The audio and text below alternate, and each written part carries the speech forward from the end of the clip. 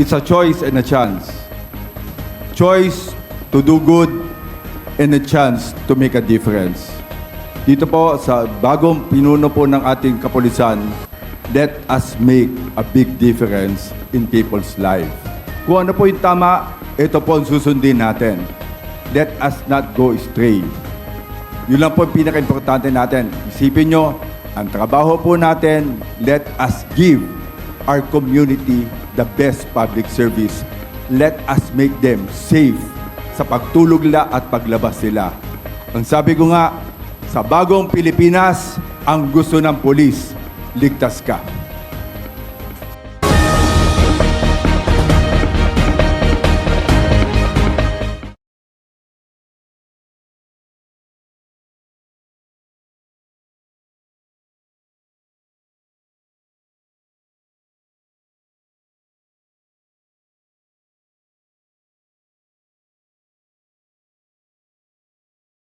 Yung pong mga pulis po na involved dito sa mga anti-illegal drugs operation ay pansamantala na pong nirelieve sa kanilang mga pwesto, dinisarmahan to give way to the ongoing investigation.